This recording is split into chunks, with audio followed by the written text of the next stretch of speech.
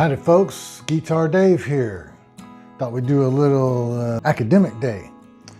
So I've pondered over the years and brought up to many folks when I'm expressing the benefits of guitar, speaking of it as a hobby and lifestyle, what have you.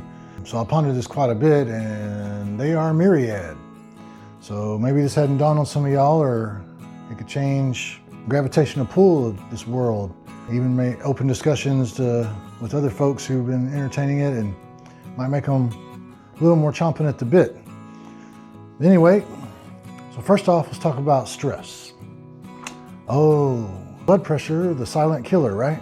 These days, it's no mystery the rampant effects of stress, especially chronic stress, and how it can lead to pathologies such as hypertension, and then the ongoing domino effect of that, downstream effect of that. So, an outlet, a hobby, a distraction, a counter-irritant, something to take your mind off other problems, require your focused attention if you're going to do any good at it. But it naturally lets that happen since it's pleasant and fun. This one's right up that alley. Guitar playing is right up that alley of a great stress reliever. So for health benefits, everyone likes to, first and foremost, like to get on the bandwagon. Oh, I do it for health. Fine. The rest of us are going to do it anyway. That's just I won't even say fringe benefit. It just goes part and parcel with it.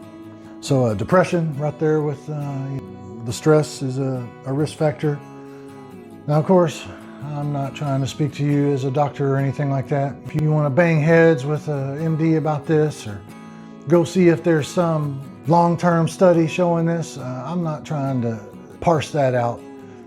We're talking common sense, but of course, you can tie those loose ends together pretty easily if you think about it. So, last on that subject, of course, it's going to increase vitality. If you're having fun, getting away from stress, doing something with a little bit of active component, of course, it's going to raise vitality. And therefore, longevity, right? Potentially. So let's go back to more psychological realm, increasing self-esteem. So, that's always been something that needs discussing and helping not just the youth with. Getting better at something gives you a sense of accomplishment, gradually, stepwise. And on that front, I'll explain to people when I'm talking about it, is like there's no limits on this. And it's not like you can't enjoy it along the way. You can take it as far as you want, or you can be satisfied with a novice to intermediate level development. It's still fun. It's still going to make you feel like you've gotten some new skill sets and you have something to enjoy just by yourself or to show off. So on that front, it can open some socialization vectors. Of course, trying to get to play with other people or giving you something to discuss, not just from the music itself, but how the instrument works. Of course, that's a Pandora's box there on all the different types of guitars, the ways to set them up, the playing styles, on and on. It's never-ending discussion, especially as you move through levels of proficiency or change genres or styles. But on the flip side, it doesn't demand a group thing. This can allow you some isolation, some alone time, something you can do in the man cave, right? So it's versatile in its own right on that. It's a tool you can use on both fronts. So raising your motivation. If you want to get better, if there's new riffs or solos you're wanting to master, or new songs learn, or pick up a new technique or something like that, it motivates you in your day to work towards something, right? That all these things circle together back to the depression, the apathy, lethargy, get you up doing something, get your brain working on lots of different fronts through the neural circuitry going on, right? We're efferentating temporal regions close to the emotion and memory centers. And as you're memorizing and looking for material and all that, it's gonna wake up a bunch of neurons. And you don't have to play sitting down, but you don't have to play standing up. So as far as fitness, right? Those who've been completely sedentary, this is gonna get them more fitness than what they were doing. And those that tend to be too active, either by choice or no choice if your job demands it, it'll allow you to do something more relaxing. And you can bounce back and forth between it, relaxing, sitting down, even laying back.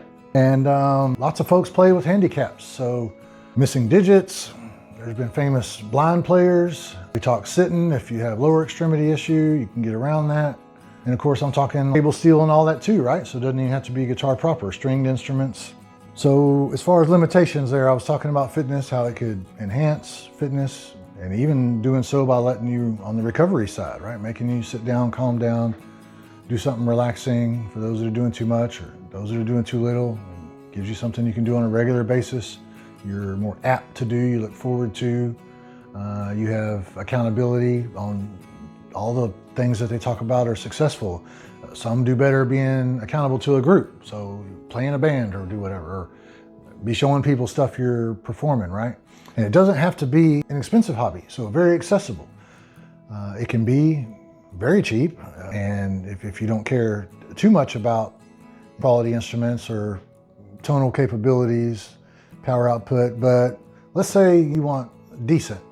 Still, that is not, by hobby standards, very expensive at all, and the things you invest in, they tend to last. Other than the wear and tear stuff like strings and all, they'll be with you for years and decades even.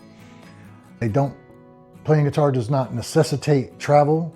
It's not weather dependent. You can do it inside, you ain't gotta get up and go nowhere. So there again, circling back to these other things. It can't be taken away from you if you get stuck at home, your vehicle's down, anything else happens. And I did hear through the grapevine at the guitar shop that a whole bunch of people all of a sudden took up guitar during the shutdowns. So that was probably lucky or smart on their end. Probably helped a lot of people avoid some of those worst outcomes we saw from the situation. So lastly on that, of course, you can do it from a young age all the way up to near death, right? I've seen some of the old blues cats playing way up in their 80s. You know? So guitar is a hobby that's accessible, not many limits, and something you can do for a very long time. So it makes it worthwhile to put in the time on those skill sets that are gonna keep serving you well, to build upon or just keep enjoying throughout your years. So if some of those ponderings hadn't occurred to you before, you may be finding yourself gravitating toward taking up the axe there. But lots of folks love discussing it, so they help you out. It's not one of those things where they're trying to deprive other people. Somehow it's going to take away from theirs.